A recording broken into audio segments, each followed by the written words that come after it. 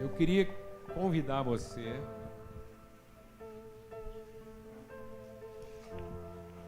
a não perder nenhum detalhe do que está acontecendo aqui essa manhã.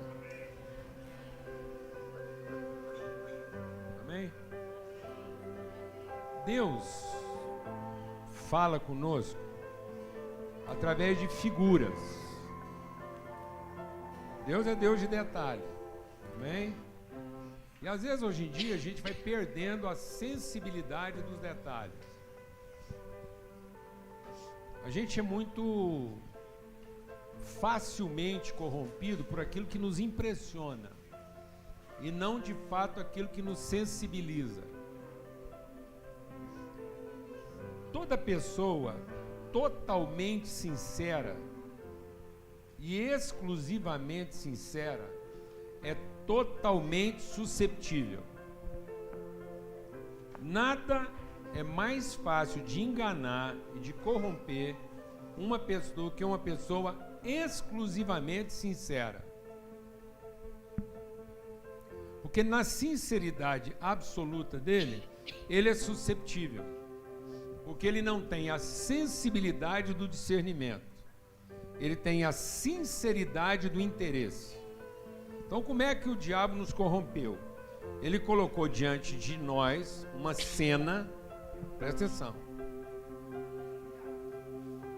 Ele colocou diante de nós uma cena que nos afetava na totalidade da nossa carência, na totalidade da nossa cobiça e na totalidade da nossa soberba. O desejo da nossa carne, o desejo da nossa alma e a soberba do nosso espírito. Então, quando eu sou exclusivamente responsivo às minhas necessidades, eu vou ser susceptível da necessidade e vou entrar na dimensão da plenitude dos meus interesses. Então, eu vou ser arrastado na plenitude dos interesses. É disso que o mundo comercial se vale. O mundo comercial se vale e o diabo é o príncipe do comércio.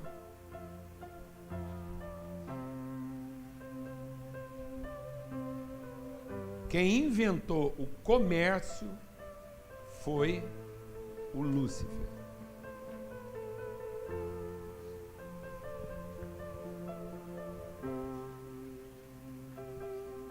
Deus não fez o homem para o comércio. Deus fez o homem para as relações. E nós imprimimos nas relações o ônus comercial. Amém, irmãos? Isso é grave. Isso é tão grave que a palavra de Deus diz que nós levamos esse ônus comercial para dentro do ambiente espiritual. Então o comércio começou atendendo a necessidade, evoluiu de forma sofisticada para o interesse, e agora o comércio ele gravita no ambiente da soberba, da presunção espiritual, em que a gente consegue agora hoje colocar preço na condição espiritual da pessoa, ou seja, para ela poder acessar a presença de Deus, ela tem que pagar um preço.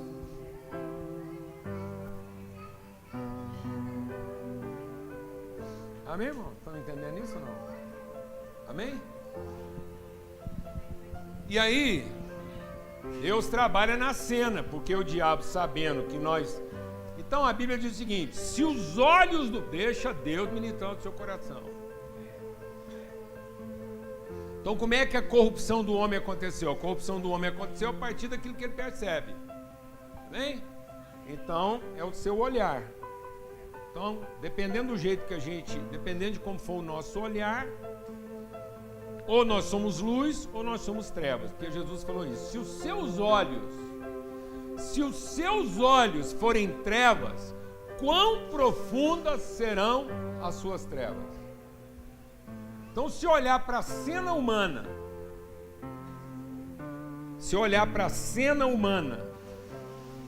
na expectativa do que a criação pode me oferecer, eu sou uma pessoa no mais profundo abismo da escuridão.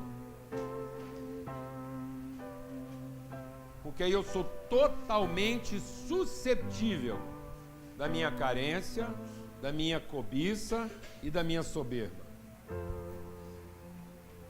E aí, nesse lugar trevoso, Deus tem que me desapontar.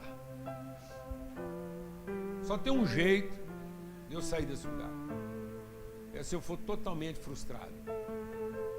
Porque a frustração revela a soberba da minha presunção.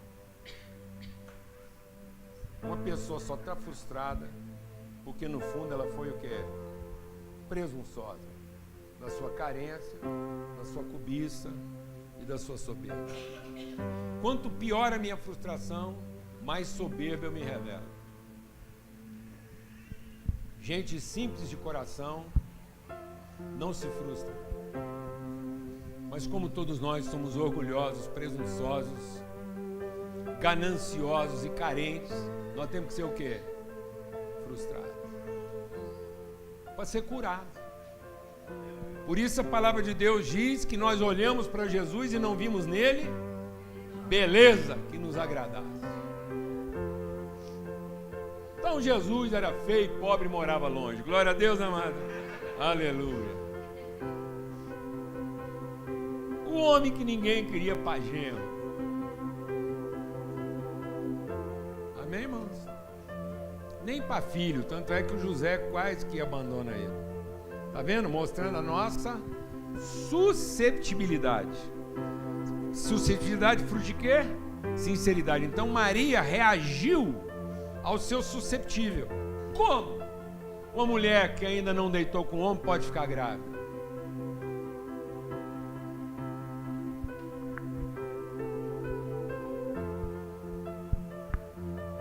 Você sabia que as nossas jovens, desde que elas entram na puberdade, presta atenção nisso, pessoal. Desde que uma pessoa entra na puberdade, ela já engravida e é engravidada, mesmo que ela não tenha uma relação íntima. Então tem muitas meninas aqui que desde que entrar na puberdade estão grávidas de sementes que elas nunca deviam ter sido inseminadas. Palavras, cenas, figuras, ansiedades. Então toda pessoa, todo ser humano, quando entra na puberdade, ele está apto a quê? A engravidar. Amém? Glória a Deus, amados. Bom, continuando. Então Deus vai falar. O próprio, vocês estão preparados para ficar em pé um tempão, né? Aí vocês trocam de vez em quando com o Raul Filho. Porque hoje, para compartilhar com vocês, eu assumi o desafio de ficar em pé também, junto com vocês, em solidariedade o tempo todo. Então eu aguento, vocês aguentam, eu aguento, tá bom? Amém? Não? Aleluia. Porque é a cena.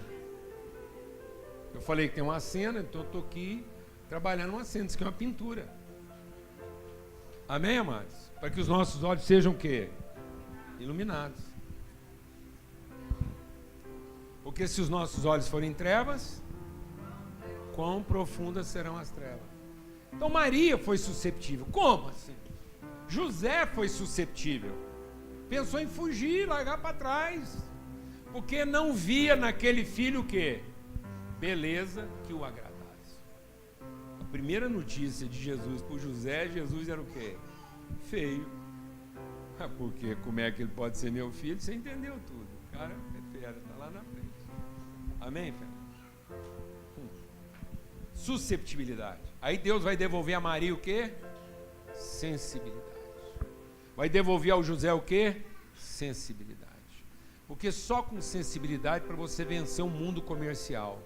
Senão as imagens te corrompem, te atraem, te perturbam, te confundem. Então Deus vai produzir outras imagens. Amém? Ele vai iluminar os nossos olhos. Por isso que Jesus diz: eu venho para proclamar liberdade. eu venho para dar vista aos cegos e pôr em liberdade. Então o processo de libertação passa por uma proclamação, um ato, passa por uma iluminação e passa por um processo. Então tem um ato libertador. Amém, amados? Tem uma pedagogia libertadora e tem um processo libertador. Então ele declara, ele ilumina, ele conduz. Amém? Por isso, hoje, eu não vou subir aquele degrauzinho ali de 15 centímetros. Presta atenção. Eu vou compartilhar com vocês. De propósito, não vou subir aí. Amém? Em sinal de absoluta submissão ao que Deus coloca sobre a vida de vocês, sobre a nossa vida.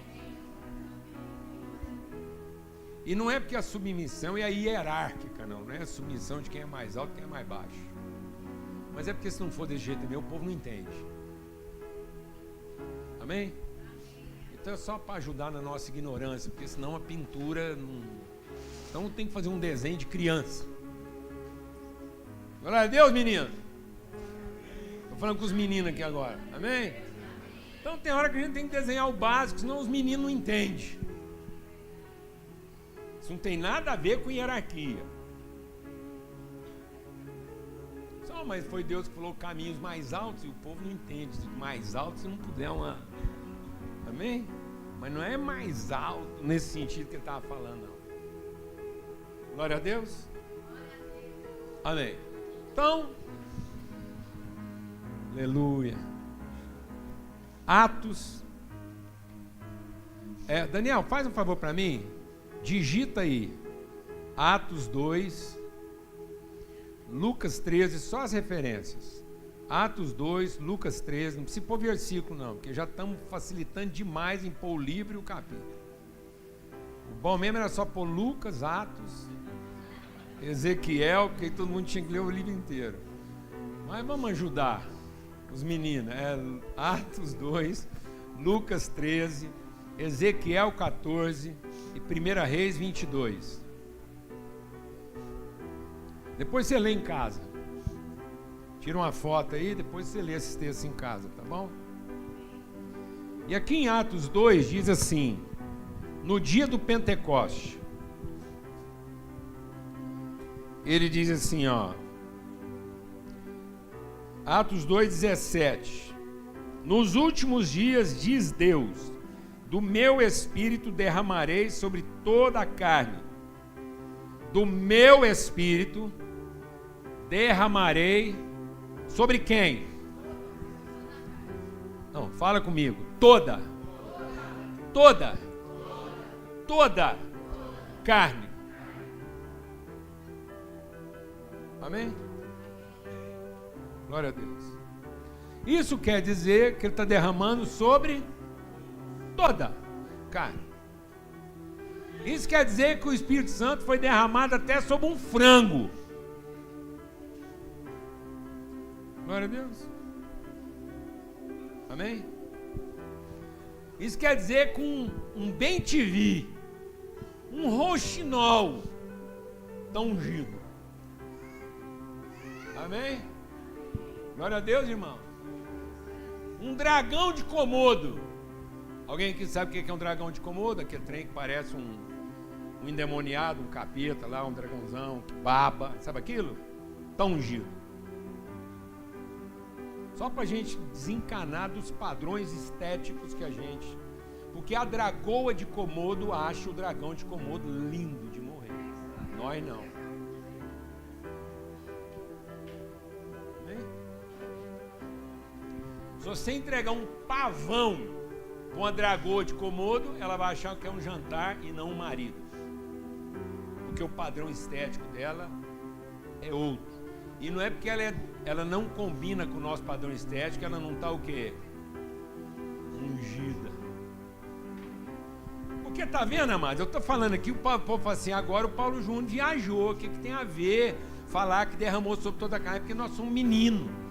Tem hora que Deus, para desenhar, para a gente poder entender, tem que desenhar igual desenha para um menino. E o Pedro estava tão encanado do que era espiritual, do que não era espiritual, do que era unção, do que era o arrebatamento, do que era o sacrifício de Cristo, para falar de gente, para conseguir entender gente, como Deus valoriza. Deus desceu para o Pedro um lençol,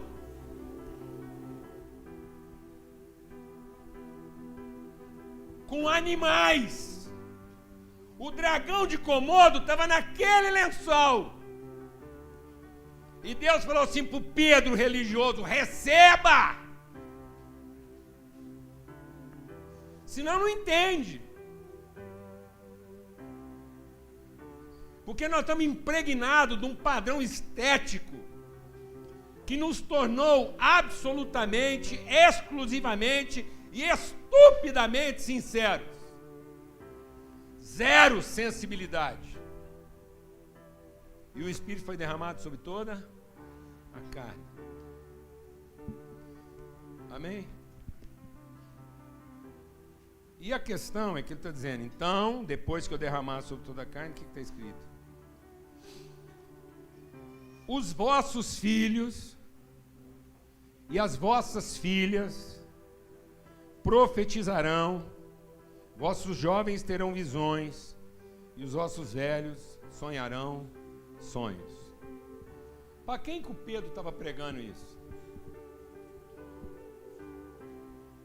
Para quem foi essa mensagem? Para quem foi essa mensagem? Essa mensagem foi para uma igreja evangélica, neopentecostal, do avivamento arrebatado, do Monte Santo, da Santa Revelação, no dia do culto do avivamento. É para esse povo que o Pedro está pregando? Não. Ele está pregando para uma multidão inumerável, onde estavam reunidos medos, persas, gregos, judeus, gente de toda língua, tribo, povo, raça e nação. Tinha gente de turbante, tinha gente de filactério, tinha gente de colar, tinha gente de tatuagem, tinha gente de piercing. Uma doideira, mano. Um trem tudo atrapalhado. Uma reunião não num templo. Uma reunião na porta de uma casa, em que o barulho foi tão grande que todo mundo da cidade se reuniu para ver o que estava acontecendo. Não era um clima de ordem. Era um clima da mais absoluta confusão. Uma confusão tão grande que o povo, olhando para aquilo tudo, não achou que o pregador estava cheio do Espírito Santo. O primeiro comentário que rolou lá é que ele estava na margaça, que ele tinha bebido a noite inteira e que ele estava era na cachaça, bêbado.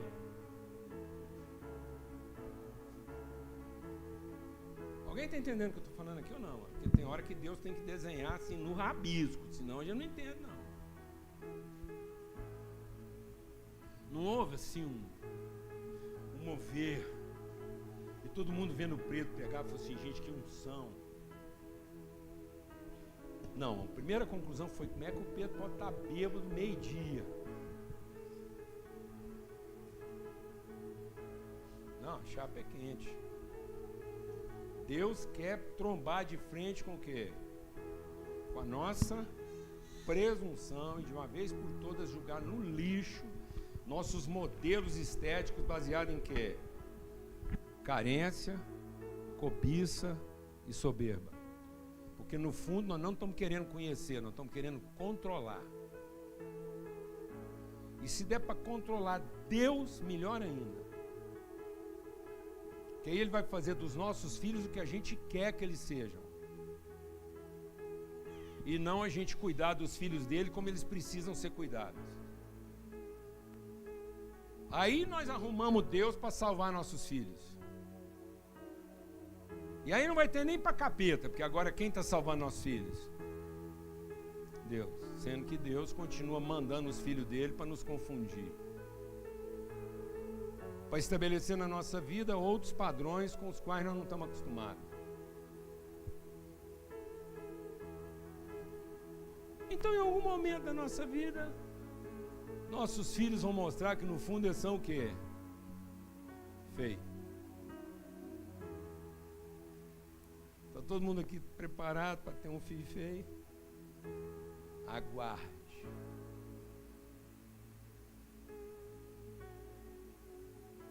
Amém? Aleluia, irmãos. Isso é cura.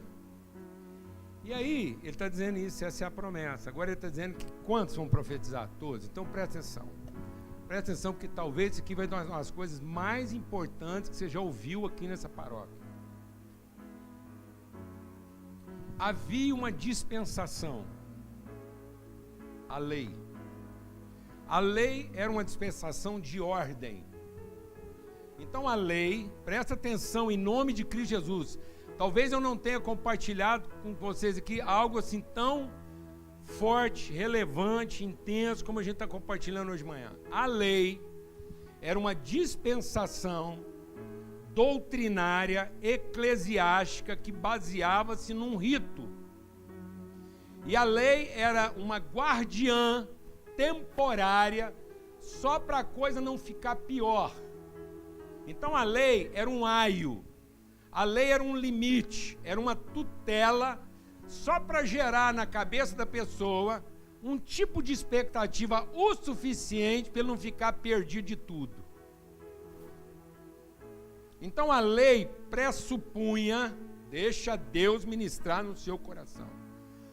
A lei pressupunha um medo de condenação. Então o medo é uma tutela. Mas enquanto há medo, o amor não se aperfeiçoa. Então, quando eu tenho uma criança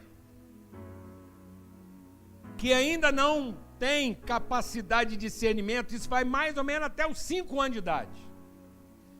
Até os 5 anos de idade, é razoável uma certa assombração. Menina, esse trem dá choque. Menina, esse negócio queima. Bem? Então, até 5 anos de idade, essa criança vai olhar para uma tomada e vai pensar que a tomada dá choque. E que panela quente queima. Mas, pelo amor de Deus, o quanto antes você ensina para ela que tomada acende e que panela cozinha. Amém? Glória a Deus. Para que ela assuma o risco de enfiar um ferro na tomada. Porque você falou para ela que se ela enfiasse um ferro na tomada, ela morria queimada.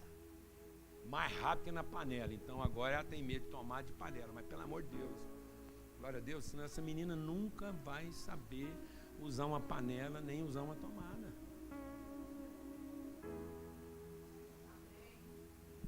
Porque enquanto há medo, a pessoa não é aperfeiçoada. Glória a Deus. Senão ela não assume o risco. Então, quanto antes, essa menina precisa saber, enquanto ela está novinha desse jeitinho, bem pititinha assim, ela pode ter medo de gente. Razoável. Porque dependendo da pessoa representa risco para ela. Mas muito cedo ela tem que assumir o risco de gente, senão ela nunca vai amar de verdade. Ela vai ser uma pessoa conveniente, sinceramente conveniente e totalmente susceptível, e por isso ela vai ser enganada mais facilmente. Amém? Glória a Deus. Porque com o tempo ela vai correr das tomadas, mas ela vai descobrir a duras penas que não é só a tomada que dá choque. Amém. Glória a Deus, amado. Quem está entendendo isso aqui?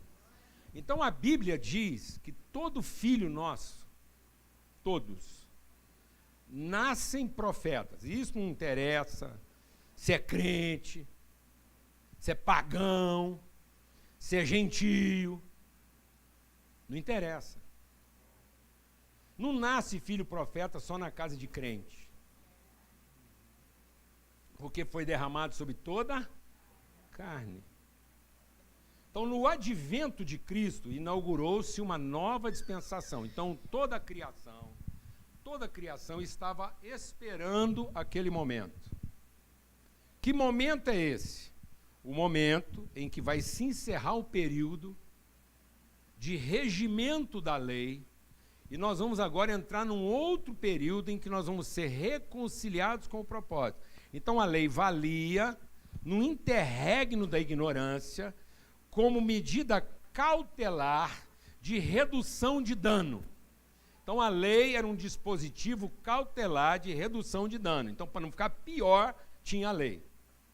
Mas, vindo o tempo da plenitude, Jesus rasga a condenação da lei, cumpre toda a exigência da lei, encerra o seu domínio, cumpre o seu período e agora inaugura um tempo de reconciliação, dizendo que daqui para frente o sangue dele que perdoou os pecados e nos devolve ao propósito de Deus é também agora acompanhado. Então ele derramou duas coisas, ele derramou o sangue, declarando libertação.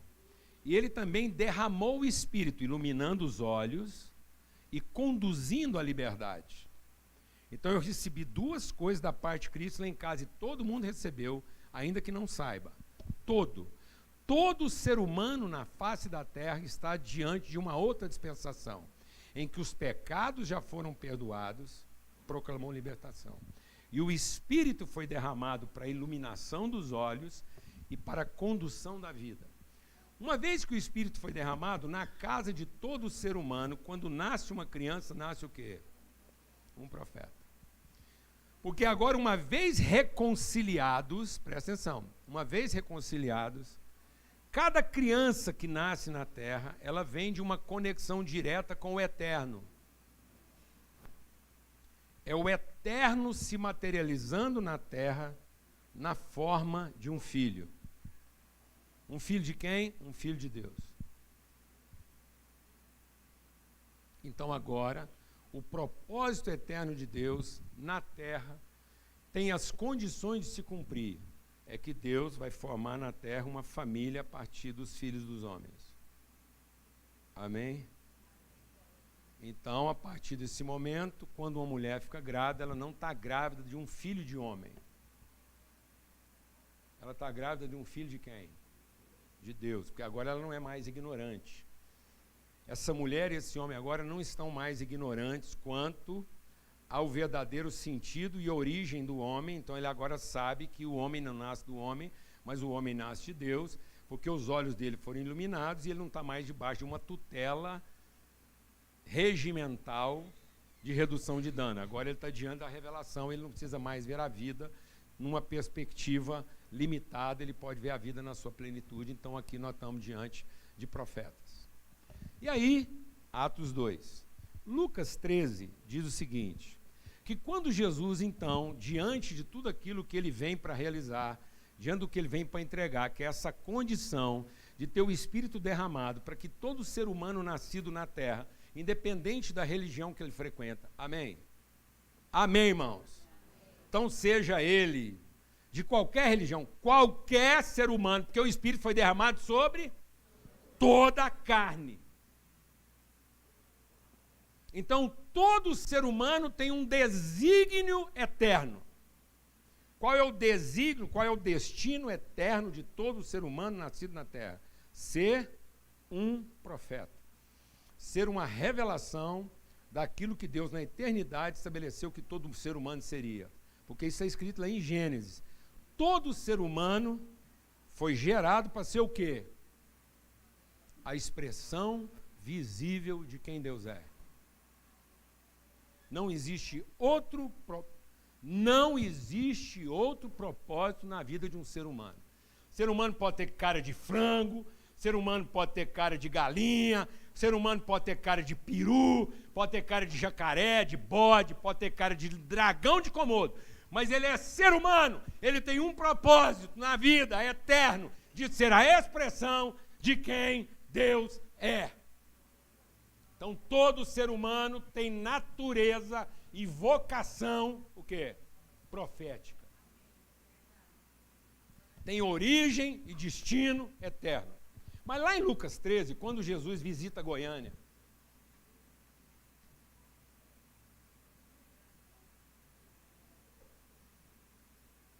quando Jesus está visitando Goiânia, ele fala, Goiânia. Ei, Goiânia. Aí se Jesus der uma volta em Goiânia, resolver parar aqui na região do Alphaville e dos Jardins, Jesus fala assim, ei, Goiânia. Ei, Alphaville. Ei, Jardins. Como é que chama lá? Aldeia do Vale. Ô, Jardim Goiás, Alto da Glória. Aí que o trem arrebenta. Né? Marista. O lugar, os nomes batuta. Também. Bueno. Bueno. Aqui nós temos um lugar que chama Alfa. Bueno. Marista, Alto da Glória. Quando Jesus visita Brasília, São Paulo. Quando Jesus visita Salvador, não é perdedor não, é Salvador. Jesus chora e diz assim, Goiânia, vocês estão matando os profetas. Ô Goiânia, que coloca os profetas debaixo de um monte de pedras. Porque às vezes você acha que Jesus está falando assim, Goiânia que apedreja no sentido de dar pedrada num profeta. Deixa eu explicar o que você fala no seu coração. Se você der um tiro na testa de um profeta desse, dá um tiro na testa desse profeta, você não atrapalhou o ministério profético dele. Um profeta não morre de pedrada. Um profeta não morre de tiro. Tiro não mata profeta. Flechada não mata profeta. Pedrada não mata profeta. Pelo contrário, se você der uma pedrada num profeta, um tiro num profeta, uma flechada num profeta, você acrescenta valor ao ministério profético dele.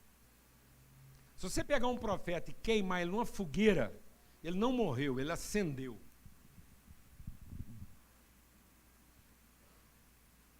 Tiro não mata profeta. Sabe o que mata profeta? Entulho. Você vai colocando pedra, vai colocando pedra, vai colocando pedra, até ele ficar debaixo de um monte de pedra.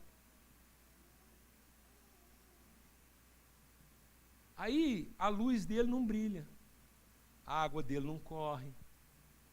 Então Jesus fala assim, sabe, Goiânia, eu fui visitar vocês e vocês estavam matando os profetas. E vocês estavam matando profetas, colocando eles debaixo de quê? De pedras. E aí Jesus fala assim, Goiânia, quantas vezes eu quis ajuntar seus filhos? Vou repetir, porque às vezes você não escutou. Que às vezes vocês estão achando que nós é que temos que ajuntar nossos filhos para ver Jesus. Não, mas é Jesus que está atraindo nossos filhos para estar com eles e nós não estamos deixando porque nós estamos colocando eles debaixo de pedra. E aí Jesus diz assim, vocês matam os profetas. E lá em Provérbios 29, faltou essa aí, Daniel, Provérbios 29. Lá em Provérbios 29 diz assim, e onde não há profeta, o povo se corrompe. O povo sofre mais quando o profeta está morto. E o que mata um profeta? Como é que você mata um profeta? Então eu vou te explicar como é que um profeta é morto. Lá em Ezequiel 14 e 1 Reis 22 diz assim, quando alguém do meu povo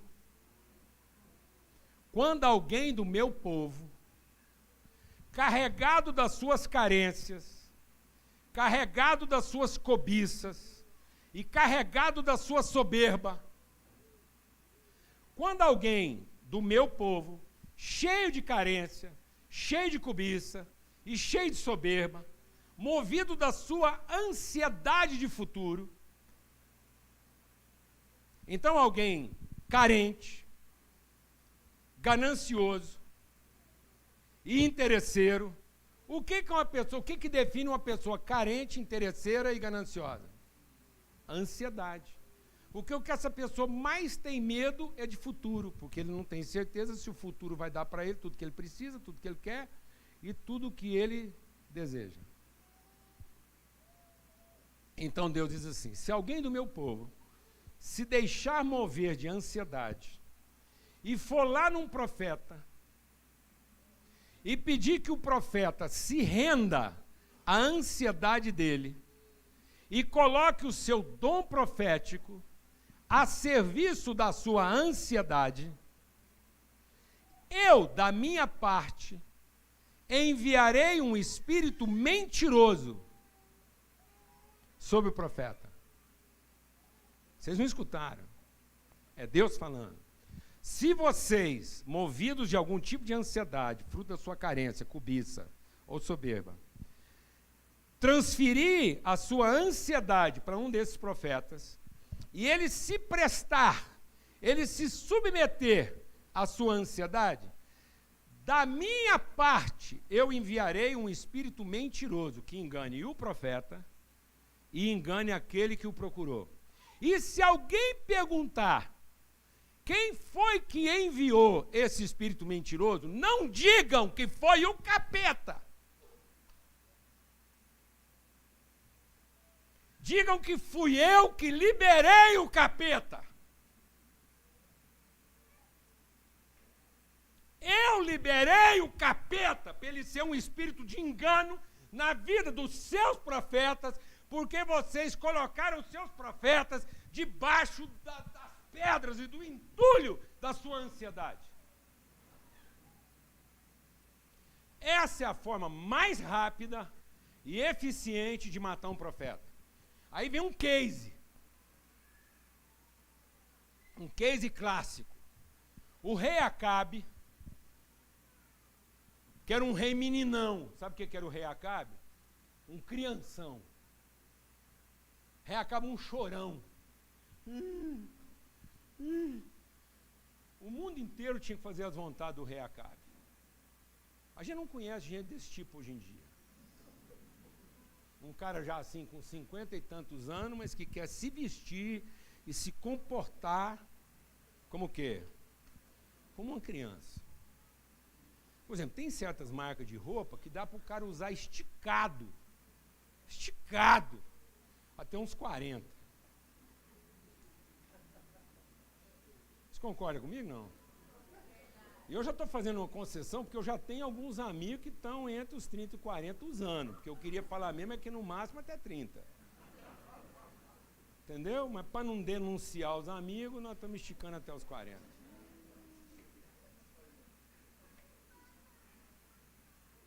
Não combina. Fala outra coisa. Amém?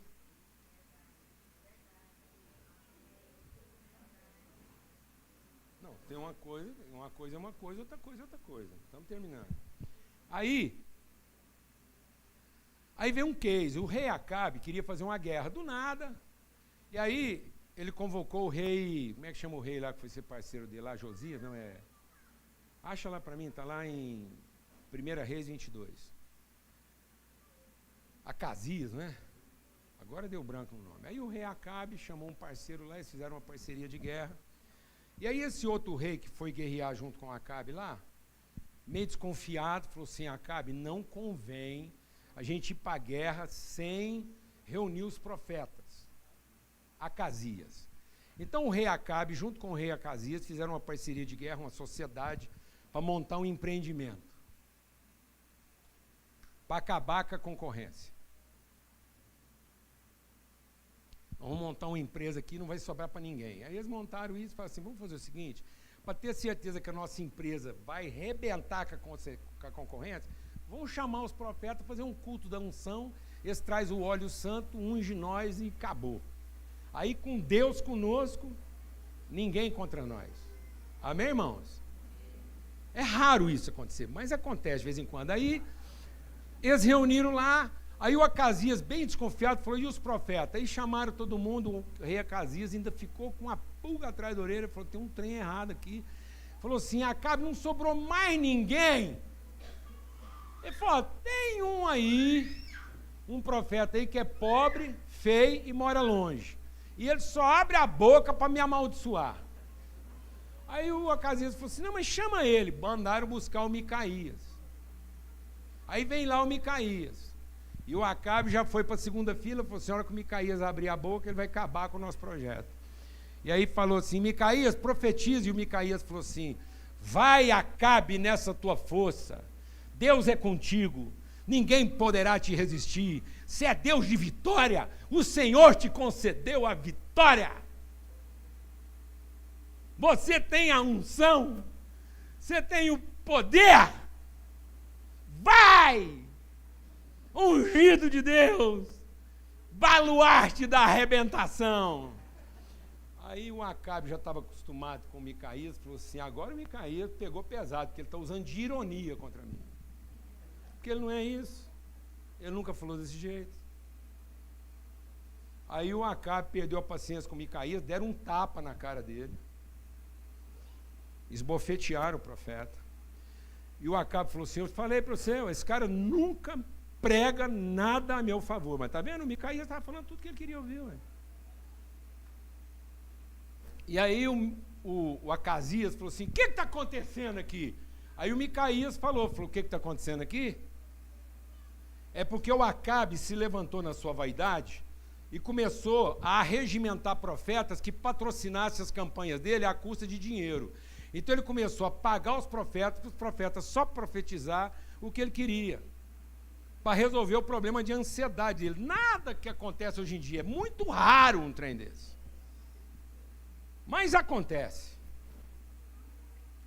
E aí, nesse ambiente em que todos vão pelo caminho de Balaão, eu falei, e o que aconteceu? O que aconteceu é que Deus reuniu os exércitos dele. Então Deus convocou todos os espíritos que operam.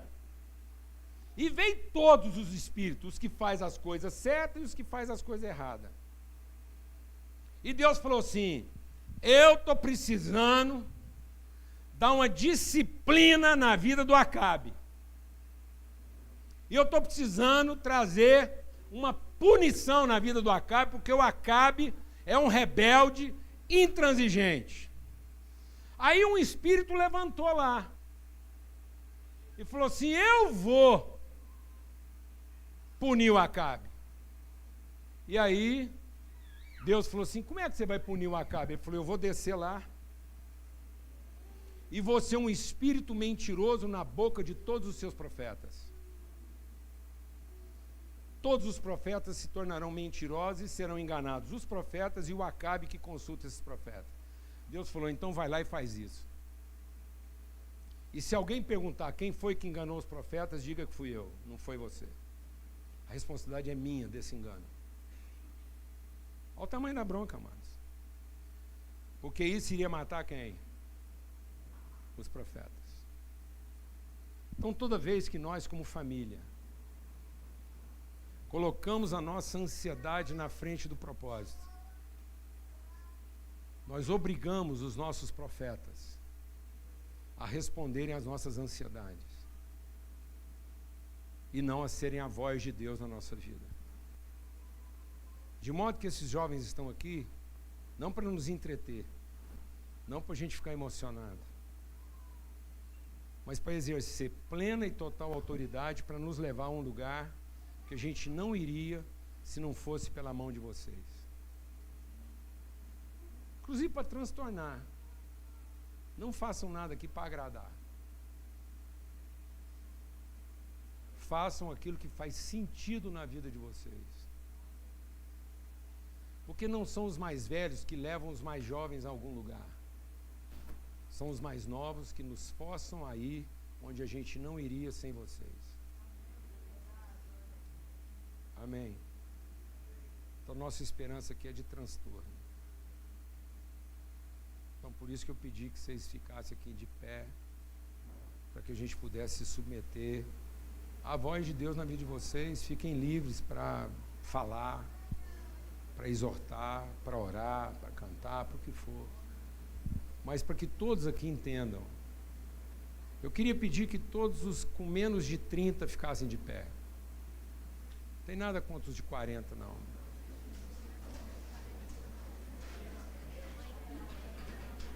Mas é porque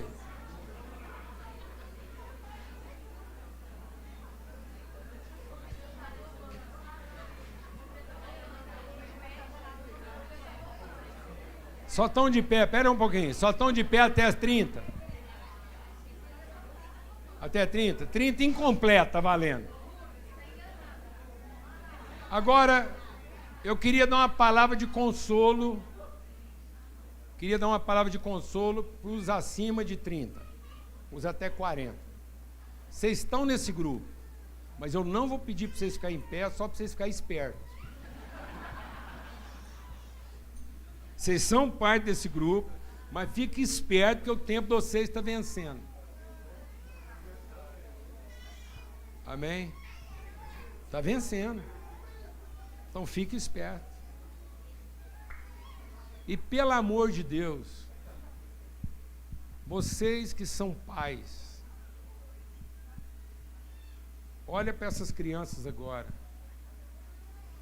e se submetam em santo quebrantamento ao propósito de Deus na vida dessas crianças. E não as escravizem, não as entulhem, não entulhem a vida dessas crianças. Não coloque essas crianças debaixo de um monturo de pedras que as impeça de exercer a sua vocação profética. Porque não dá para matar um profeta, mas dá para matar o ministério dele. Por isso que a palavra de Deus diz: vocês que matam o profeta. Porque ele não vai ser morto, mas o ministério dele pode ser o quê? Impedido. Porque ele está escravizado ao lugar da nossa ansiedade e não a gente conduzido ao lugar da sua vocação. Então nossos filhos têm que nos conduzir ao lugar da sua vocação e não ficarem aprisionados ao lugar da nossa ansiedade. Amém? Profetas, profetizem, porque esse mundo está essa lasqueira toda, porque a vocação profética de vocês está ficando entulhada. Então, sacode essas pedras enquanto elas são poucas.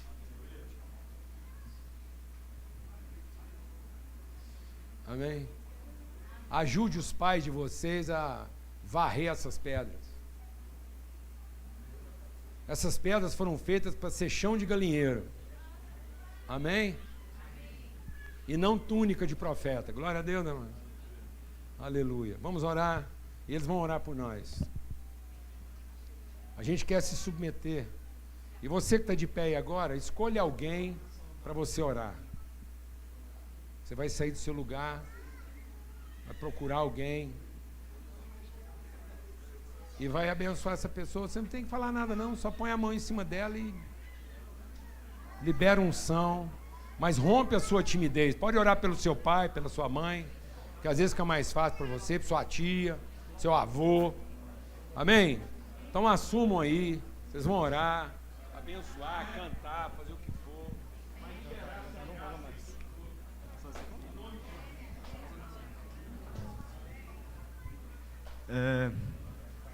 Bom, vamos orar então. Deus, obrigado, Pai, porque a gente está aqui e hoje a gente ouviu em alto e bom som o Teu chamado. Nós que estamos aqui na frente, e espero que todo mundo que está aqui hoje, que a gente ouça o Seu chamado, Pai, o Seu chamado de assumir a responsabilidade, de fazer o que a gente muitas vezes não quer, mas que o Senhor quer. Então, tira nosso orgulho, tira nossa ansiedade, tira qualquer timidez, qualquer vergonha que nos trave, que nos impeça de seguir os Teus propósitos, seguir os Teus caminhos, Pai. E nos usa como instrumentos do Senhor para que em todos os lugares que a gente passar, a gente seja profeta na vida das outras pessoas, Pai. Que a gente transmita o que o Senhor quer transmitir para essas pessoas naquele dia, naquela hora que a gente tiver um encontro com elas. E em cada dia das nossas vidas que a gente sempre reflita o Senhor em cada lugar, em cada momento em que a gente estiver, Pai. Que nos piores momentos, a gente recorra ao Senhor, mesmo que seja no quarto, na cama, orando, chorando, ou então com os amigos, mas que sempre seja através desses momentos que a gente vai ter a nossa conexão com o Senhor e assim lembrar do nosso propósito, Pai. Que a gente nunca se desvie dos propósitos pelo que os outros falam, pelo que a gente acha que a gente deve falar e pelo que os parentes, os amigos possam achar que a gente deve fazer ou não fazer, que a gente não seja influenciado por isso, mas que através da família em Cristo, da nossa família em Cristo, a gente não se perca nos caminhos que o mundo tenta nos colocar cada dia, Pai. É isso que eu te peço, que esse pessoal que levantou agora seja profeta, que o pessoal que não levantou também seja profeta, que todo mundo que está aqui use os seus dons e assuma a responsabilidade de usar os seus dons em cada ambiente que essa pessoa estiver, para refletir a Tua luz, a Tua graça e a Tua bondade para toda criatura, Pai. Porque é isso que o Senhor quer de nós, é isso que o Senhor nos ensinou. Então que a gente sempre assuma essas responsabilidades na vida de cada um dos nossos irmãos e na nossa vida também, que a gente tenha pessoas que nos aconselhem quando a gente precisa e que a gente sempre recorra ao Senhor, Pai. Em nome de Jesus. Amém.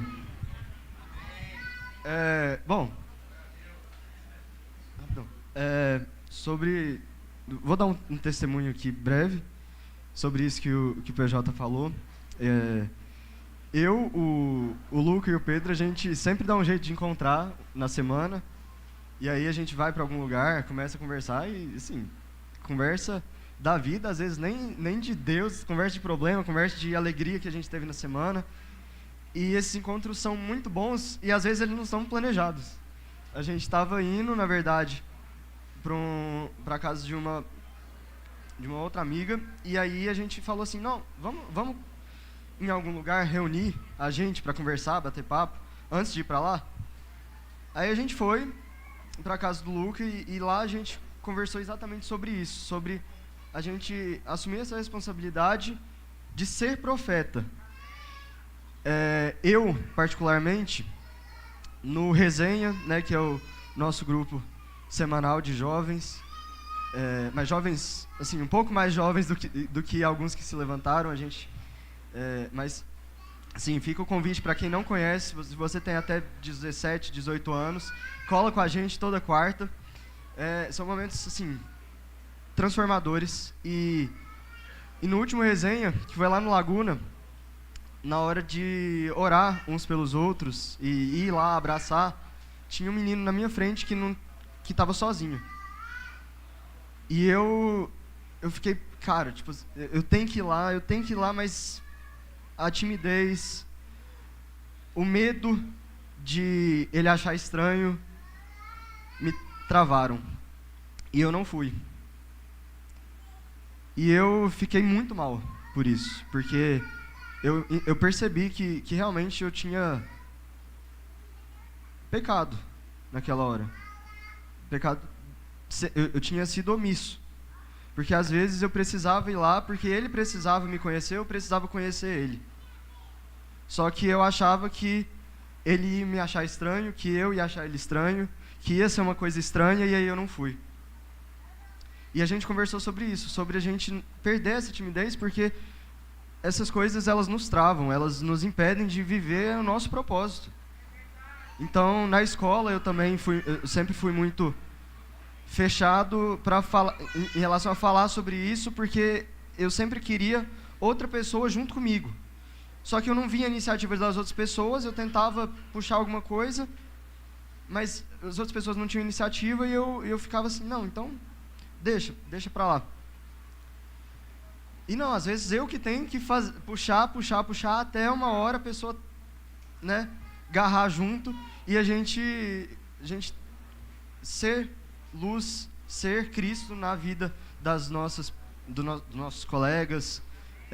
Então, assim, hoje o que eu quero deixar para vocês é, cara, não façam o que vocês querem fazer, sempre. Não achem que... Uma das coisas que é mais transformadora no resenha é que a gente sempre sai amigo de gente que a gente não conhecia antes de entrar lá. A gente sempre... O Luca não é muito assim. Ele fala que ele sempre pega 3, 4 contatos de gente que ele encontrou lá pela primeira vez. E ele entendeu o propósito. E eu estou entendendo agora. Então, que a gente não deixe nada, nem ninguém nos travar, nos puxar e nos impedir de viver realmente o nosso propósito e de ser profeta na vida dos nossos irmãos, mesmo que a gente não conheça esses irmãos.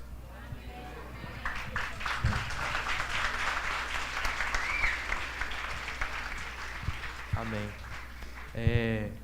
Deus tem sido muito bom conosco. Isso aqui que nós estamos vivendo, que principalmente a gente da banda aqui, é um testemunho. Esse momento aqui, Deus nos selecionou para estarmos aqui, porque tem um propósito para tudo aquilo que a gente vive. E é muito bom a gente reconhecer a gente aprender que nada pode nos parar, que nada tem que nos parar. Então, os ventos contrários, as pessoas que nos falam, nossa, isso aí, para quê? Isso não pode ser um motivo para a gente parar e a gente afundar o nosso ministério. Porque muitas das vezes as pessoas, elas são responsáveis, mas nosso próprio entendimento, a gente fala, nossa, isso aqui não, aí nós mesmos afundamos o nosso ministério. Nós vemos aqui, nós fomos contra muitos medos que a gente tinha, muitos erros que a gente vai errar, nós não vamos conseguir pegar a música, não vai dar tempo, vai travar, vai ficar ruim, mas Deus nos usa nesses momentos. Nós vamos contra tudo, nós vamos contra o medo, nós vamos contra a ansiedade, nós vamos contra o nervosismo. E Deus usa. E foi assim que aconteceu na quarta-feira passada. Quarta-feira passada foi um momento, assim, um dos momentos mais lindos do Resenha, que é o nosso grupo semanal. Nós juntamos mais de 250 jovens no lugar, no Laguna. E lá a gente viu o quanto Deus tem levantado pessoas, levantado jovens, para reafirmar o compromisso da nossa geração, da geração que vai vir e da geração que nós já estamos aqui. Deus tem feito um trabalho lindo através, e tanto nesses grupos grandes quanto no relacionamento íntimo, que nem o Biel falou, que muitas vezes nós encontramos com o Luca, Biel, são pessoas que nós compartilhamos o coração. É para eles que eu conto os meus erros, é para eles que eu conto os meus pecados, é para eles que eu conto como minha semana foi, que Deus tem colocado no meu coração. E é esse compartilhar que vem levantando o nosso ânimo, é esse compartilhar que faz eu estar aqui falando e eu estar aqui cantando, e que Deus me usa através disso. E eu creio muito que nessa geração, na geração de todos que estamos aqui, dos nossos filhos que vão nascer, Deus vai levantar pessoas assim como nós, e que Deus vai usar essas pessoas. E que eu creio que um dia, eu creio muito nisso, que um dia Jesus vai chegar aqui em Goiânia e vai falar, nossos profetas não estão sendo mortos.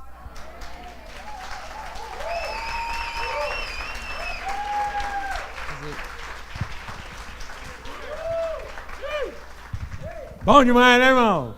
Aleluia! Trem mais bom que eu acho é ver um monte de pedra sendo sacudida aí. Aleluia, graças a Deus.